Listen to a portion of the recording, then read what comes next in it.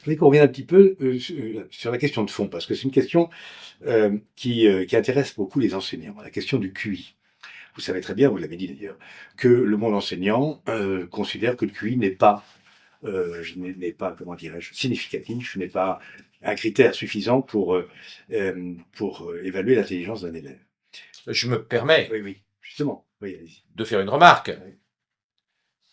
On n'a jamais vu personne rentrer à l'école polytechnique ou à Normal Sup avec moins de 140 de QI. C'est bien que ça signifie quelque chose. Si le QI ne signifiait rien, dans les études très compliquées, on retrouverait des gens de tout QI. Oui, oui. Or, nous ne retrouvons pas des gens Non, non. de tout QI. Personne n'est jamais rentré au MIT ou à Harvard sans un QI élevé. Donc, cette décrédibilisation du QI est un petit peu facile. Et puis, parce que ça nous paraît ridicule. c'est un proxy, c'est Oui. un proxy, c'est une Oui. approximation de l'intelligence Oui. que je trouve assez pertinente. Et pour utiliser une métaphore un peu légère, le QI est un meilleur proxy de l'intelligence que la taille de la bite. Oui, ça, on peut pas vous contredire sur ce point d'acteur. Enfin bon. Non, mais la question de fond, c'est tout de même qu'il y a des formes d'intelligence qui ne sont pas réductibles au QI. Vous le dites vous-même d'ailleurs. Non, je n'ai jamais dit ça. Vous citez, non, vous citez un auteur, toutes les études montrent qu'il y a... Kevin Kelly qui dit qu'il y a 100 formes d'intelligence Oui, différentes. oui, mais en réalité, la segmentation par type d'intelligence et la séparation entre le quotient intellectuel et le quotient émotionnel ne repose pas sur des bases scientifiques très solides. Et dès le début du XXe siècle, on s'est rendu compte que les différentes formes d'intelligence sont assez corrélées entre elles. Pas totalement corrélées, mais sont assez corrélées entre elles. En réalité, il n'y a qu'une forme d'intelligence. Très bien, très bien. Avec des petites déclinaisons, mais qui ne changent pas grand-chose à l'affaire. Cette précision étant apportée, maintenant voyons un petit peu ce qu'il advient, ce qu'il doit advenir, selon vous, du système éducatif. Donc vous dites qu'il est tout à fait déconnecté d'une certaine manière, enfin, oui c'est le cas de le dire, en tout cas inadapté à l'accélération considérable de l'intelligence artificielle, et vous proposez des mesures assez radicales, c'est-à-dire par exemple le séquençage ADN de tous les élèves, permettant de mesurer ou de prédire leur niveau d'intelligence. Et non, surtout de mieux comprendre leur mode de fonctionnement cognitif de manière à les aider. Ma conviction est que nous sommes irresponsables de ne pas aider davantage les enfants qui ont des difficultés cognitives. Il faut donc comprendre la structure cognitive de chaque enfant en utilisant les neurosciences, en utilisant la génétique, de manière à mettre chaque gamin à son potentiel maximum. Bien sûr.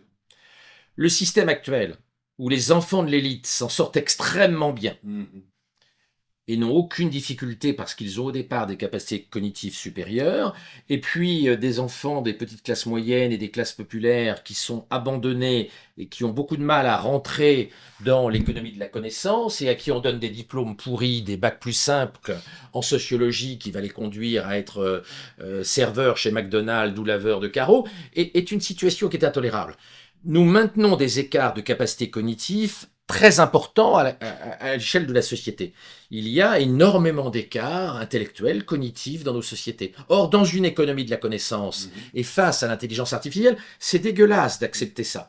Et donc, moi, je fais partie des gens, et ça vient très probablement de mon cursus médical, qui est favorable à l'utilisation de la technologie pour casser les déterminismes.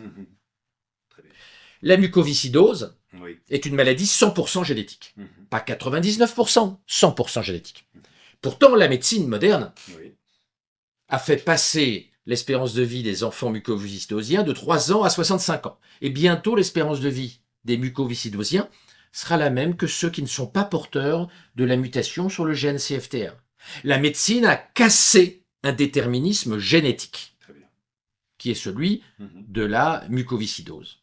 Maladie, donc, je le répète, 100% génétique. En éducation, nous devons faire la même chose.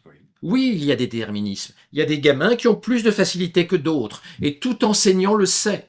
Il y a des gamins qui, abandonnés dans des déserts finissent par faire des choses extraordinaires. C'est par exemple le père de la bombache française, qui était réfugié parmi des bergers sans aucune étude pendant la guerre et qui a fini à Polytechnique alors que rien dans son environnement intellectuel et culturel ne le laissait espérer, et il est devenu patron du CEA. C'est d'ailleurs donc l'un des pères de la bombache. Eh bien, notre problème aujourd'hui, c'est pas de nier les déterminismes cognitifs, c'est pas de nier les différences intellectuelles entre les enfants que chaque enseignant connaît bien, c'est d'utiliser toute la technologie pour réduire les inégalités cognitives. Parce que, pour le dire franchement, en 1800, la plupart des gens faisaient des métiers très simples, à faible contenu intellectuel, et donc les inégalités intellectuelles n'étaient pas si importantes que ça. À l'heure où nous rentrons dans une économie de la connaissance, à l'heure où l'intelligence artificielle se développe, d'être moins intelligent, c'est un vrai problème pour l'entrée dans le monde du travail des gamins moins favorisés, moins doués. Et donc oui, je pense que nous devons utiliser toutes les technologies à notre disposition pour améliorer le niveau des gamins qui ont moins de facilité. C'est-à-dire faire en matière d'éducation ce que l'on fait tous les jours en médecine, en cassant des déterminismes que l'on croyait jadis incassables.